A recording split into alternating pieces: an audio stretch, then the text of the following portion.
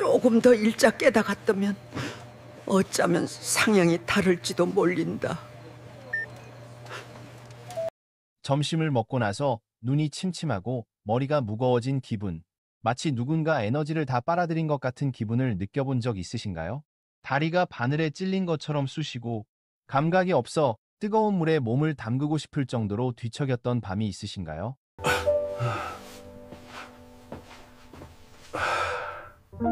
내 몸에 무슨 일이 일어나고 있는 걸까? 아니면 아침에 일어나 거울을 보면 피부에 검은 반점이 있고 눈이 꺼져 있고 어젯밤에 8시간을 잤는데도 피곤함을 느낀 적이 있나요? 이 중 익숙하게 들리는 것이 있다면 대부분의 중년 한국인이 무시하는 미묘한 신호, 즉 혈당 불균형의 징후를 신체가 보내고 있을 수 있습니다. 대한당뇨병학회의 2024년 보고서에 따르면 50세 이상 인구의 30%가 자신도 모르게 당내성 장애 징후를 보이는 경우가 많습니다. 무서운 것은 그 숫자가 아니라 대부분의 사람들이 합병증이 조용히 진행된 뒤에야 이를 발견한다는 점입니다. 시야 흐림, 발가락 감각 마비, 상처 치유 지연 등이 그 대표적인 예입니다. 하지만 다행인 것은 많은 경우 완전히 역전 가능하다는 것입니다. 식사 전에 아주 작은 행동을 하거나 적절한 타이밍을 조절하는 법만 알아도 가능합니다. 피로, 젤은 식사 후의 무감각함은 나이가 아니라 혈당이 도움을 요청하는 것일 수도 있습니다. 나는 특정 환자 한 명의 이름을 분명히 기억합니다. 박지훈, 57세, 서울 마포구에 거주하며 16년 동안 이형 당뇨병과 싸워왔습니다. 처음 병원에 내원했을 때 그의 얼굴은 수척했고 손은 마비로 떨리고 있었으며 목소리에는 피로가 묻어 있었습니다. 선생님, 제가 가장 두려워하는 건 저녁입니다. 저녁 먹고 나면 다리가 너무 아파서 잠을 잘 수가 없어요. 그는 약을 규칙적으로 복용했음에도 불구하고 공복 혈당이 180mg/dl을 넘었던 적이 있었다고 말했습니다. 아침에는 무기력했고 오후에는 인쇄공장 책상에 머리를 숙이고 잠이 들었습니다. 교대 근무 도중 눈이 흐릿해지고 머리가 어지러워 하루를 쉬어야 하는 날도 있었습니다. 그는 탄수화물 섭취를 줄이고 과일 섭취를 피하고 저녁 식사까지 거르려 노력했지만 그의 건강은 점점 더 악화되었습니다. 저에게 인상 깊었던 것은 그의 병이 아니라 평범한 것에서 희망을 찾은 그의 태도였습니다. 어느 겨울 저녁 퇴근길에 박지훈 씨는 집 근처 편의점에 들러 물을 샀습니다. 냉장고 안에는 무설탕이라고 적힌 작은 베이지색 두유 한 상자가 있었습니다. 광고를 믿는 편은 아니었지만 목이 말라서 그는 한 상자를 집어들었습니다. 따뜻한 두유 한 상자를 손에 든 채 그는 예전에 이웃 간호사가 했던 말을 떠올렸습니다. 식사 전에 단백질을 조금 먹으면 몸이 다르게 반응해요. 마치 췌장에 당이 온다 준비하라고 신호를 보내는 것과 같아요. 몸에 무슨 문제라도 있나? 많이 먹는데도 살이 안 쩔. 입이 자주 마르고 체중이 감소하고 시야가 흐릿해지는 현상을 무시하지 마세요. 이것들은 당뇨병의 첫 번째 경고 신호입니다. 당뇨병의 첫 번째 경고 신호입니다. 그래서 처음으로 저녁 식사 15분 전에 무가당 두유 한 상자를 마셔봤습니다. 그날은 별 기대도 안 했습니다. 그냥 무해한 습관을 시도해보는 거라고 생각했거든요. 그런데 놀랍게도 저녁 식사 후 익숙한 졸음은 사라지고 다리도 더 이상 아프지 않았습니다. 그저 운이 좋았을 뿐이라고 생각했습니다. 다음 날 다시 시도해봤는데 이번에는 이웃이 가져다준 삶은 달걀을 넣고 두유를 마시기 전에 먹어봤습니다. 결과는 똑같았습니다. 피로도 저림도 없었고 푹 잤습니다. 호기심에 정우진은 메모를 시작했습니다. 그는 매일 아침, 점심, 저녁으로 나누어 우유를 마시고 계란을 먹고 식후에 배변을 보고 잠을 자는 시간을 기록했습니다. 일주일 후 식후 혈당이 꾸준히 떨어지고 다리 저림도 점차 사라지는 것을 느꼈습니다. 3주 후 다시 확인해 보니 당화혈색소 HbA1 수치가 8.2%에서 6.4%로 떨어졌습니다. 그는 믿을 수 없었어요. 라고 웃으며 말했습니다. 16년 동안 제 몸이 이렇게 평온했던 적은 없었거든요. 다리가 마비되고 머리가 욱신거려요. 누가 도와주세요. 발이 저리고 식사 후 졸리고 시야가 흐릿한 것은 단순한 피로가 아니라 혈당 신호입니다. 사실 의학적으로 보면 당신이 하는 일은 완벽하게 말이 됩니다. 당신이 소량을 먹을 때 단백질, 그리고 천연 지방 식사 전에 신체는 인크레틴 호르몬을 일찍 활성화합니다. GLP-1 그리고 GPIP, 돕다 위 비우기를 늦춘다. 그리고 설탕 흡수를 늦추다. 이렇게 하면 식사 후 혈당이 예전처럼 급등하지 않습니다. 다음과 같은 순서로 식사하세요. 야채를 먼저, 단백질을 나중에, 전분을 마지막에. 그는 우연히 많은 내분비학자들이 권장하는 당뇨병 관리의 황금률을 실천했습니다. 박지훈의 업적은 단순한 숫자가 아닙니다. 그는 3개월 후 눈이 덜 흐릿해지고 머리가 맑아지고 커피 없이도 계속 일할 수 있다고 말했습니다. 그는 여전히 주머니에 익숙한 두 가지 물건, 무가당 두유 한 팩과 삶은 달걀을 가지고 다닙니다. 그는 농담 삼아 이 두 가지를 500원짜리 생명을 구하는 두 사람이라고 부릅니다. 후속 검진을 위해 그를 다시 만났을 때 삶의 주도권을 되찾은 남자의 미소를 알아볼 수 있었습니다. 박지훈의 이야기는 기적이 아니라 때로는 식사 전에 작은 행동 하나만 하세요. 질병의 진행 과정을 바꾸는 것도 가능합니다. 한국, 일본, 유럽의 많은 연구에서 식사 순서와 시간을 바꾸면 식후 혈당 최고치를 20-30%까지 낮추고 인슐린 민감도를 개선하며 만성 합병증을 줄일 수 있다는 것이 확인되었습니다. 탈지유 한 팩 플러스 삶은 달걀 한 개 목표고 안정적인 삶의 시작. 그리고 오늘 저는 그가 그렇게 할 수 있도록 도와준 것이 정확히 무엇인지 공유하고 싶습니다. 이 영상에서 여러분은 다음과 같은 내용을 배우게 될 것입니다. 혈당을 조절해야 하는 사람들에게 실제로 적합한 두유 유형은 무엇입니까? 그리고 피해야 할 두유 유형은 무엇입니까? 혈중 지방을 늘리지 않고 효과를 극대화하기 위해 삶은 달걀과 두유를 결합하는 방법. 하루 종일 혈당 수치를 안정적으로 유지하려면 올바른 순서대로 식사하세요. 마지막으로 작은 아침 루틴은 이러한 결과를 장기적으로 유지하는 데 도움이 됩니다. 간단하고 쉽게 할 수 있고 새로운 약도 필요 없고 큰 비용도 들지 않습니다. 혈당 변화에 지치셨다면 영상 끝까지 시청해주세요. 박지훈의 이야기가 다음 이야기가 될 수도 있으니까요. 천천히 먹고 미리 준비하는 법을 안다면 당뇨병은 사형 선고가 아닙니다. 저처럼 되지 마세요. 천천히 먹고 미리 경고하는 방법만 안다면 당뇨병은 종신형이 아닙니다. 두유 한 팩과 삶은 달걀 하나만으로도 몸이 다르게 반응한다는 것을 깨달은 박지훈은 진지하게 조사하기 시작했습니다. 그는 20년 넘게 인쇄업계에 종사한 꼼꼼한 사람이라 모든 세부 사항을 조정하는 데 익숙했습니다. 그는 이렇게 말했습니다. 인쇄기가 조금이라도 어긋나면 신문 전체가 망가지고 몸은 아마 똑같을 것이고 리듬이 조금이라도 어긋나면 무질서해질 것입니다. 그는 한국 기사부터 영어 연구까지 찾을 수 있는 모든 것을 읽었고 자신이 무의식적으로 적용하고 있던 메커니즘이 단백질 우선 식사 패턴 즉 식후 혈당 급등을 줄이려면 탄수화물 전에 단백질을 섭취하라는 것입니다.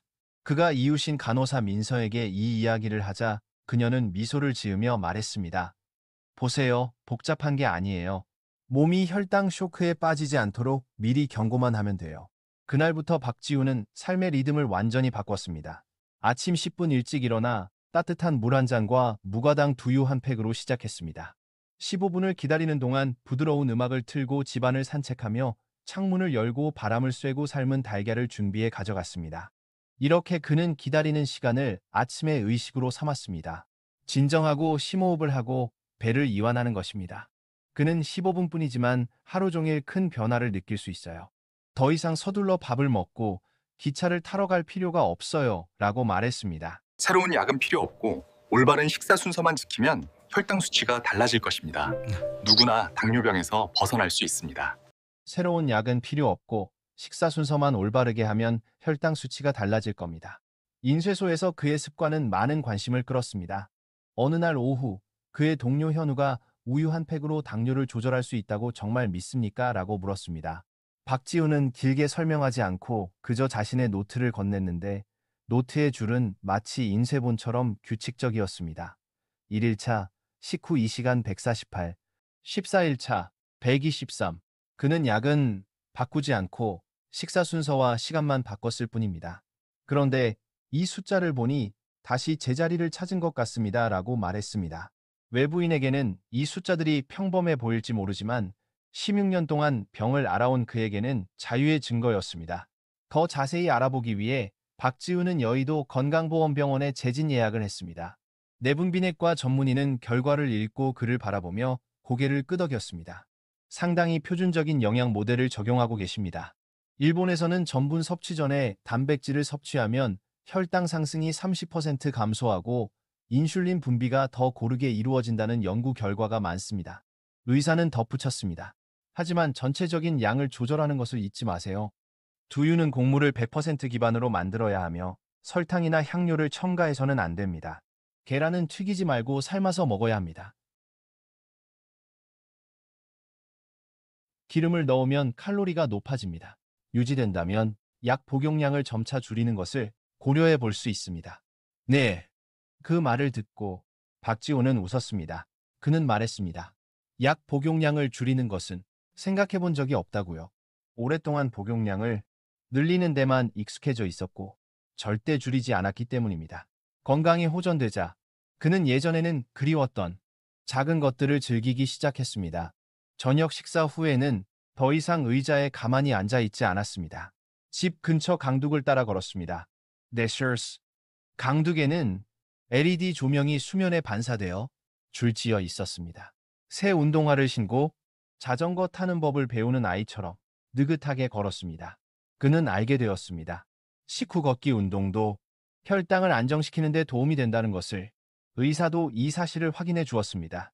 식후 10분만 가볍게 운동해도 식후 혈당을 20mg/dl까지 낮출 수 있다는 것입니다.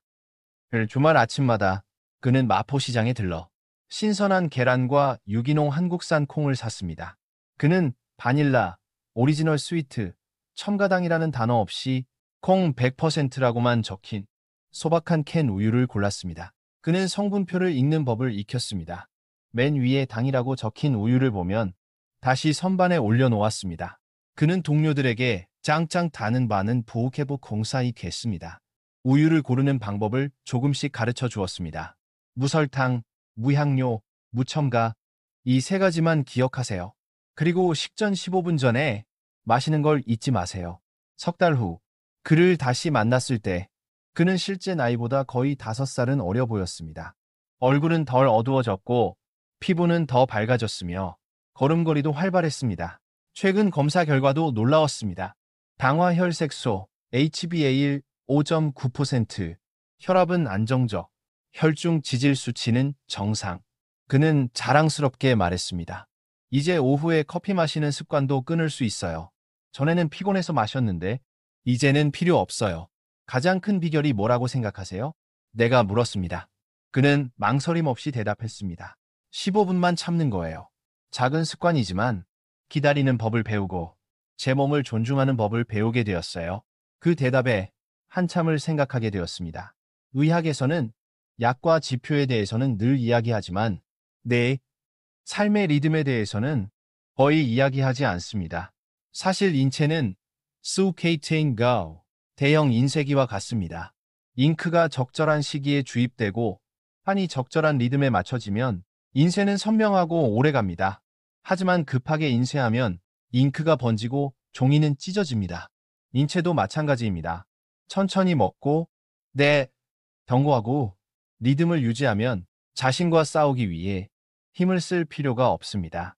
제가 박지훈은 한국 당뇨병 포럼에 자신의 경험을 공유하기 시작했습니다. UKC 1호 카메네오. 많은 사람들이 회의적이었습니다. 하지만 시도해본 후 감사 메시지를 보내기 시작했습니다. 부산의 한 여성은 이렇게 썼습니다. 3주 동안 선생님의 방법을 따라했더니 식후 혈당이 30포인트나 떨어졌고 밤에 다리가 저리는 느낌이 사라졌어요. 경기도의 한 노인은 주머니에 두유팩 사진을 보내며 농담을 건넸습니다. 저도 선생님처럼 부적을 가지고 다닙니다. 노리보 박지훈은 모든 메시지를 읽으면서 기쁨과 동시에 조심스러움을 느꼈습니다. 그는 항상 이렇게 말했습니다. 약을 바꾼 게 아니라 먹는 방식을 바꿨을 뿐입니다. 약을 먹는 사람은 의사의 지시를 따라야 합니다. 이건 기적이 아니라 부드러운 훈육입니다. 가장 인상 깊었던 것은 그가 자기 자신에게만 머물지 않았다는 점이었습니다. 그는 공장장에게 점심시간을 15분 일찍 정해달라고 부탁했습니다. 모두가 몸을 풀 시간을 가질 수 있도록 하기 위해서였습니다. 그는 휴게실에 따뜻한 물이 담긴 주전자와 무가당 두유 몇 상자를 준비해 두었습니다. 원하는 사람은 누구나 시도해 볼 수 있었습니다. 그때부터 공장 직원 3명도 이를 실천하기 시작했습니다. 레드 피퍼 케이버원에 모두 식사 후 정신이 맑아지고 피곤함이 덜해졌다고 말했습니다. 처음에는 가장 회의적이었던 동료 현우는 이제 가장 적극적으로 참여했습니다. 그는 15분 골드 채팅방을 만들어 서로에게 상기시켜 주기까지 했습니다.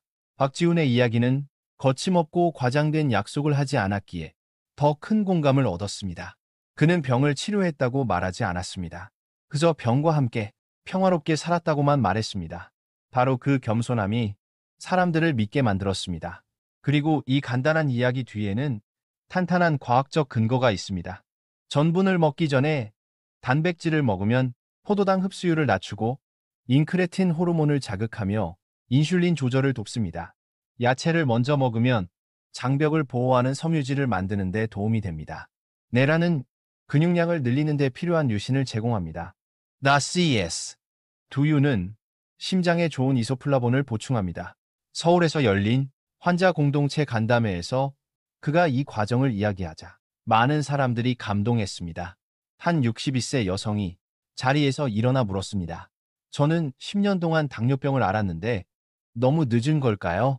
그는 미소를 지으며 대답했습니다. 절대 늦지 않았습니다. 오늘 식사 15분 전에 시작하면 질병에 한 걸음 더 나아갈 수 있습니다. 방 안 전체가 박수를 쳤습니다. 저는 뒤에 앉아 한때 다리 감각이 없어 절망했던 그 남자가 이제는 눈빛을 빛내며 차분하게 말하는 것을 지켜보았습니다. 그리고 문득 깨달았습니다. 이 학에서 환자가 다른 사람들에게 희망을 주는 사람이 되는 것보다 더 소중한 것은 없다는 것을. 봄이 오고 마포에서 여의도로 이어지는 길에 벚꽃이 만발했을 때 정우진은 예년과는 완전히 다른 사람이었습니다. 더 이상 떨리는 손을 주머니에 숨기지 않았고 다리 한가운데서 피곤해서 멈춰 설 필요도 없었습니다. 매일 아침 6시에 일어나 창문을 열고 심호흡을 3번 한 후 따뜻한 물 한 잔을 마셨습니다. 그리고 평소처럼 하던 일을 반복했습니다. 무가당 두유 한 팩, 러스파리 풀백스, 삶은 달걀, 네, 그리고 15분간의 침묵. 그는 말했습니다. 그 시간은 몸의 서곡 같아요. 서두르지 않고 숨소리에 귀 기울이고 속이 진정되는 걸 느껴요. 15분 종이 울리자 그는 아침 식사를 시작했습니다. 항상 순서대로였습니다. 찐 야채, 생선, 보리밥, 명상가처럼 씹는 횟수를 세며 천천히 먹었습니다. 단순한 식사가 아니라 몸과의 대화였습니다. 16년 동안 잊고 있었던 대화였습니다. 그의 몸은 명확한 신호로 반응했습니다. 매달 의사는 그의 수치를 기록했습니다. 식후 혈당은 항상 140mg/dl 미만으로 안정적이었고 체중은 사꺼질씩 점차 감소했습니다. 혈압은 120/80이었고 혈중 지질은 이상적인 범위 내에 있었습니다. 특별한 점은 낮 동안 더 이상 에너지 변동을 느끼지 않았다는 것입니다. 아침에는 정신이 또렷했고 오후에는 여전히 일할 수 있는 에너지가 있었고 밤에는 더 이상 배고픔을 느끼지 않았습니다. 의사는 설명했습니다. 올바른 순서대로 식사하고 제대로 준비하면 몸이 인슐린과 글루카곤을 더 리드미컬하게 분비합니다. 그래서 환자를 피곤하게 만드는 갑작스러운 최고조와 최저조가 사라집니다. 그래서 박지훈은 이렇게 말했습니다. 더 이상 아프지 않고 단지 삶의 올바른 리듬을 유지하는 법을 배우고 있을 뿐입니다. 그는 이 습관을 매일 식사로 확대했습니다. 인쇄 공장에서는 점심 전 따뜻한 물 한 주전자, 우유 한 팩, 계란 하나를 동료들과 나눠 먹도록 내놓았습니다. 그들은 이를 농담 삼아 15분 클럽이라고 불렀습니다. 누군가 너무 바빠서 기다릴 수 없으면 그는 그저 미소를 지었습니다. 인쇄기가 달리기 전에 따뜻해져야 한다면 제 위도 따뜻해져야 합니다. 개인적인 습관에서 시작된 이 행동은 공장의 작은 문화로 자리 잡았습니다. 사람들은 더 이상 서둘러 식사를 하거나 휴식 시간에 탄산음료를 마시지 않았습니다. 대신 보리차나 물을 마셨습니다. 고혈압을 앓았던 최 사장은 2달 만에 약을 줄였고 심지어 이렇게 농담했습니다. 500원짜리 우유 한 팩과 사장님께 감사해야 할 것 같아요. 자스정뜰 4월 말 박지훈은 서울당뇨협회 토크쇼에 초대받아 자신의 경험을 공유했습니다. 그는 우유 한 팩을 들고 작은 무대에 올라 천천히 말했습니다. 비법 같은 건 없어요. 제 인생을 바꾼 습관에 대해 이야기하고 싶을 뿐입니다. 그는 16년 동안 약에 의존하며 살아온 삶, 식사 공포증, 밤에 대한 두려움을 이야기했습니다. 그리고 우연히 편의점에 들렀던 날, 무가당 두유 한 팩을 마신 이야기를 꺼냈습니다. 객석에서 많은 사람들이 고개를 끄덕였고 어떤 사람들은 감동의 눈물을 흘렸습니다. 그는 덧붙였습니다. 저는 누구에게도 금연을 권하지 않습니다. 다만 모두가 희망을 잃지 않기를 바랍니다. 식사 15분 전 아주 사소한 것부터 시작해서 우리가 몸을 따뜻하게 대하고 있다는 것을 이해할 수 있도록 시간을 주세요. 나눔이 끝난 후 한 노인이 그에게 다가와 손을 잡고 말했습니다. 당신 이야기를 들으니 지금처럼 바쁘지 않았던 젊었을 때가 생각납니다. 어쩌면 병뿐만 아니라 삶의 속도가 우리를 지치게 하는 것일지도 모릅니다. 배진화는 고개를 끄덕였습니다. 그는 깨달았습니다. 건강이란 단순히 당분이나 지방 수치가 아니라 몸과 마음의 조화라는 것을. 그때부터 그는 15분 의식에 몇 가지 새로운 내용을 추가했습니다.